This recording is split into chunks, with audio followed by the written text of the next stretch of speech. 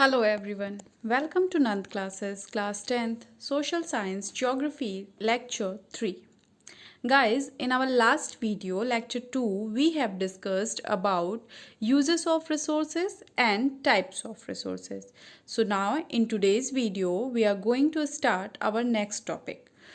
Topic is planning and conservation of resources. But आपको एक चीज़ मैं क्लियर कर दूं यहाँ पे लास्ट वीडियो में जैसा कि हमने कहा था कि हम अपने आज के वीडियो में दो टॉपिक डिस्कस करने वाले हैं, planning and conservation of resources और farming method. But sorry for the mistake, लेकिन फार्मिंग मेथड आपके इस चैप्टर का कंटेंट नहीं है, वो हमारे चैप्टर 10 का कंटेंट है, तो उसको हम वहाँ डिस्कस करेंगे. आज हमें फोकस करना है planning and conservation of resources पे. Okay, so let's start. But topic start करें उसके पहले हम एक छोटा सा वीडियो देखते हैं जिससे आपको आज का टॉपिक और ज़्यादा क्लियर होगा, जो कि हमें प्लान करना क्यों ज़रूरी है, क्यों रिसोर्सेज के कंजर्वेशन नीडेड है, ये सारी चीज़ें हम उस वीडियो के थ्रू और अच्छे से समझ सकते हैं. Okay, so let's have a look. Human beings are using resources for making their life comfortable, but they are not using resources judiciously. Rather, they use resources indiscriminately as they presume that resources are the free gifts of nature. Now the question is, why should we use resources judiciously? Let's take a view. Resources are not unlimited in stock, rather they are very much limited. For example, randomly cutting trees or deforestation transforms a forested fertile land into a desert. We, therefore, should use resources judiciously or in proper planning, like afforestation and save water. Do you know what is planning? Let me tell you. Planning is a strategy for planned and judicious utilization of resources. Now the question is, what is involved in resource planning? Resource planning is a complex process which involves identifying and creating inventory of resources across the regions of the country, such as surveying, mapping, measurement, and qualitative and quantitative estimation of resources. Developing a planning structure with appropriate technology, skill, and institution. Matching the resource development plan with overall national development plans. Can anyone give an example related to resource planning? Surely. Let us take an example of resource planning in India. Resource planning becomes more important in a country like India, where resources are not distributed evenly and properly. For example, many states are rich in mineral and deficient in other resources, such as Jharkhand is rich in minerals, yet economically backward. There is problem of drinking water and other facilities. Conversely, Arunachal Pradesh has plenty of water, but there is a problem of other development due to lack of resources. In India, many regions are poor in resources yet economically advanced like Gujarat. Now the question is, how do we reduce or resolve this issue like uneven distribution of resources? Of course, with proper planning of judicious use of resources. Resources can contribute in proper development only with a good planning by keeping the technology, skills, and institution in mind. Resource planning in India is one of the most important goals right from its first 5 years plan launched after independence. Now, let's see what will happen if we use resources randomly or irrationally. Obviously, the resources will get reduced or one day get completely vanished. So, what do we do to protect our resources? Simply, we have to conserve our resources. Irrational consumption and overutilization of resources lead to socio-economic and environmental problems. What kind of socio-economic and environmental problems do we face now or in near future? Yes, of course, the socio-economic problems that we face are gap between rich and poor, scarcity of water, food and shelter, lack of infrastructure, unemployment, displacement of people, loss of livelihood. The environmental problems that we face are ecological imbalance, land degradation, ozone layer depletion, global warming, air and water pollution, health problems. Okay, so guys आपने video देखा. अब हम discuss करते हैं कि इस video में हमें वो मेजर पॉइंट्स जो कि इससे हमें समझ में आती हैं और जिसको हमें आगे यूज़ करना है। सबसे पहला point, indiscriminate use of resources. मतलब हम जो भी नेचुरल रिसोर्सेज हैं उनका बिना सोचे समझे किस तरीके से यूज़ करते हुए उनको वेस्ट कर रहे हैं, जैसे कि wastage of water, cutting of trees and coal. अब आपको एक पिक्चर दिखाया गया है, इसमें देखिए कि एक इंसान किस तरीके से पेड़ को काट रहा है, ठीक है। उसके बाद एक टाइम आता है जब पूरी लैंड डिफॉरेस्ट हो जाती है, ठीक है, जहाँ पे पहले पेड़ पौधे होते थे वो सब खत्म हो जाते हैं और अब वो ज़मीन एक डिज़र्ट बन चुकी। तो ऐसी सिचुएशन हमारे सामने ना आए, ये डिज़र्ट हमारे सामने ना बने, हमारे हरे भरे पेड़ पौधे ख़त्म ना हो, इसके लिए हमें अपने रिसोर्स को जुडिशियली यूज़ करना है। उसके लिए हमें क्या करना होगा, एफॉरेस्टेशन एंड सेव वाटर। मतलब अगर पेड़ पौधे कट रहे हैं तो हम उनके कंपैरिजन में पेड़ पौधे लगा भी रहे हैं तो वो हमारा एक बैलेंस बना रहेगा, ठीक है।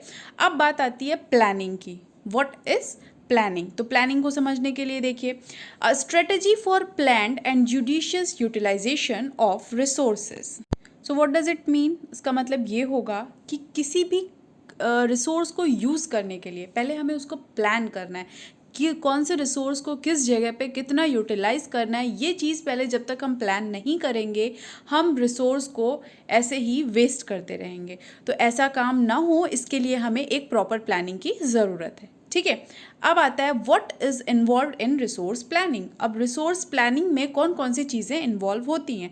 सो इसको समझने के लिए हम इंडिया का एग्जाम्पल लेते हैं और देखिए, अब इस फिगर में आपको दिखाया गया है कहीं प्लांट, फ्यूल, मिनरल, वाटर और क्रॉप्स। अब इंडिया का जो मैप है, हर जगह पे हर रिसोर्स उतनी इक्वल क्वांटिटी में अवेलेबल नहीं है। कहीं प्लांट है तो कहीं नहीं है, कहीं वाटर फैसिलिटी है तो कहीं उतनी वाटर की अवेलेबिलिटी नहीं है। तो ऐसी सिचुएशन को हम कैसे हैंडल करेंगे, इसके लिए ज़रूरी है उन रिसोर्सेज की एक प्रॉपर प्लानिंग करें, ठीक है। देखिए, जैसे कि आगे बताया गया आपको, झारखंड में मिनरल्स अवेलेबल हैं लेकिन इकोनॉमिक झारखंड का डाउन है। इसी तरीके से अगर अरुणाचल प्रदेश में देखें तो वहाँ वाटर की अवेलेबिलिटी ज़्यादा है लेकिन वहाँ पे रिसोर्सेज कम हैं। कुछ रीजंस ऐसे भी हैं जो कि रिसोर्सेज में तो बहुत ही वीक पुअर हैं लेकिन इकोनॉमिकली वो बहुत एडवांस है। उसमें आपका गुजरात का एग्जाम्पल है। गुजरात को देखिए, वो इकोनॉमिकली तो बहुत स्ट्रॉन्ग है लेकिन रिसोर्सेज वहाँ पे उतने अवेलेबल नहीं है, ठीक है। तो अब बात आती है कि हाउ डू वी रिड्यूस और resolve this issue like uneven distribution of resources. कि ये जो अनइवन डिस्ट्रीब्यूशन है ना, कहीं कुछ ज़्यादा है, कहीं कुछ कम है, कहीं कुछ नहीं है, तो उस प्रॉब्लम को कैसे सॉल्व किया जाए, ठीक है। तो इस बात को देखते हैं अब हम। तो अल्टीमेटली आप क्या पाओगे, हमें यही मिलेगा देखने को कि प्लानिंग जो भी है रिसोर्स को यूज़ करने की, वो जुडिशली होनी चाहिए। मतलब हर एक चीज़ को जब तक हम प्लान करके वर्क नहीं करेंगे वो सक्सेसफुल नहीं होगा। तो इसके लिए प्रॉपर प्लानिंग की नीड होती है। और अगर हम ऐसा नहीं करते हैं तो हमारे सामने सोशियो इकोनॉमिक या एनवायरमेंटल प्रॉब्लम कौन कौन सी फ्यूचर में आ सकती हैं। तो देखिए, सोशियो इकोनॉमिक प्रॉब्लम क्या क्या हो सकती है। आपको एक चार्ट दिया गया है, इसमें बताया गया कि gap between rich and poor, scarcity of water, food and shelter, lack of infrastructure, unemployment, displacement of people, loss of livelihood. So this is all about socio-economic problem जो हम फेस करेंगे अगर हमने रिसोर्स प्लानिंग प्रॉपर नहीं की। अब बात आती है इन्वायरमेंटल प्रॉब्लम्स की। सो इसमें हम क्या क्या देखते हैं, अगर इन्वायरमेंटल प्रॉब्लम हुई तो इकोलॉजिकल इम्बैलेंस होगा, लैंड डिग्रेड होंगी, ओजोन लेयर डिप्लीशन होगा, ग्लोबल वार्मिंग होगी, एयर एंड वाटर पॉल्यूशन होगा और हेल्थ प्रॉब्लम्स होगी। सो इस तरीके की सोशियो इकोनॉमिक प्रॉब्लम और इन्वायरमेंटल प्रॉब्लम हमें फ्यूचर में देखने को मिल सकती है तब जब हमने प्रॉपरली रिसोर्स प्लानिंग नहीं की। तो इन सारी चीज़ों को ध्यान में रखिए। और अब हम आते हैं अपने बुक के content. So planning and conservation of resources. Human needs are unlimited while the resource are limited. ये बात अभी हमने देखी कि ह्यूमन की जो नीड है वो अनलिमिटेड है, हमें जितना मिले उतना कम है, लेकिन हमारे रिसोर्स तो लिमिटेड है।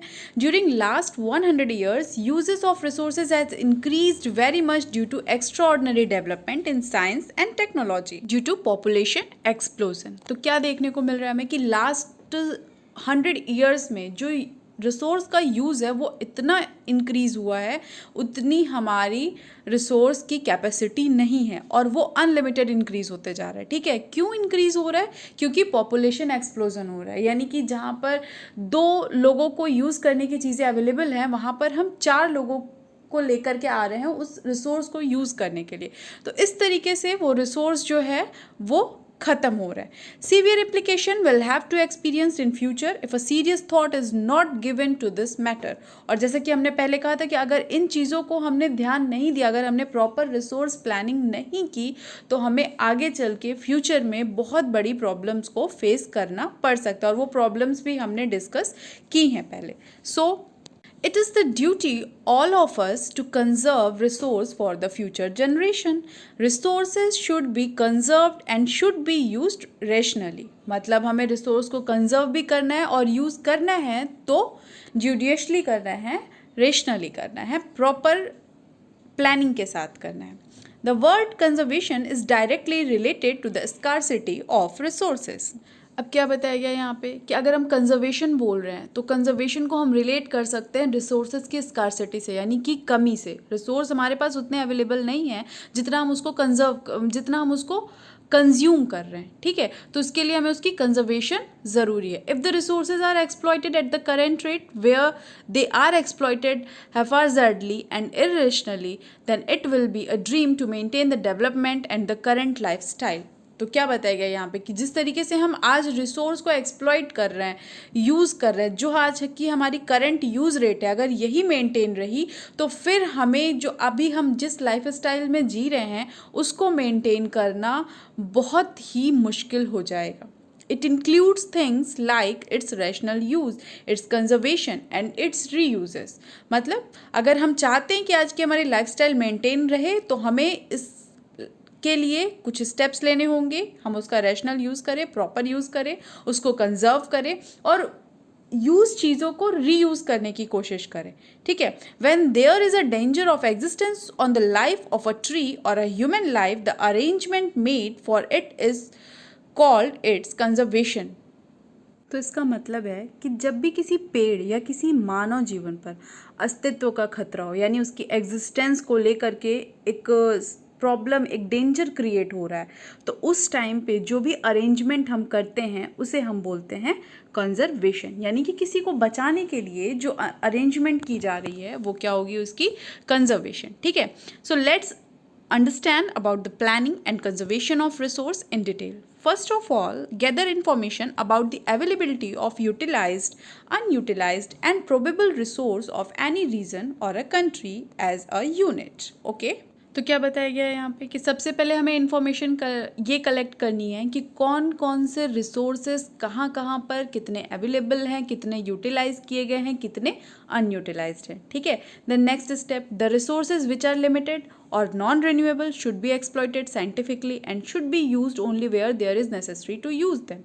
अब जो resources limited हैं, यानी कि जो non-renewable resources हैं, उनको हमें किस तरीके से यूज़ करना चाहिए? उनका यूज़ हम वहीं करें जहाँ पर उनकी बहुत ज़्यादा necessity हो. ठीक. Now next point, attempt should be made to develop those resources the quantity of which can be increased. उनको बढ़ाने की कोशिश की जानी चाहिए जो रिसोर्स हम इंक्रीज कर सकते हैं, जिनकी क्वांटिटी को हम बढ़ा सकते हैं, उनके लिए हमें अटेम्प्ट करना चाहिए. Then the resources which are cheaper and are easily available should not be wasted but instead they should be used sparingly for future use. Then next point, those resources which are in limited quantity should be conserved. Finding its alternative option through technical development is favorable in long term. The next, necessary laws should be formed for the conservation of resources and should be enforced strictly.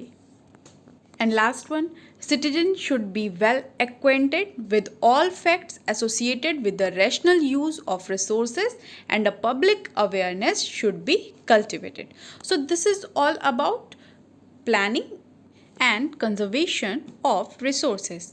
And that's now for today's video.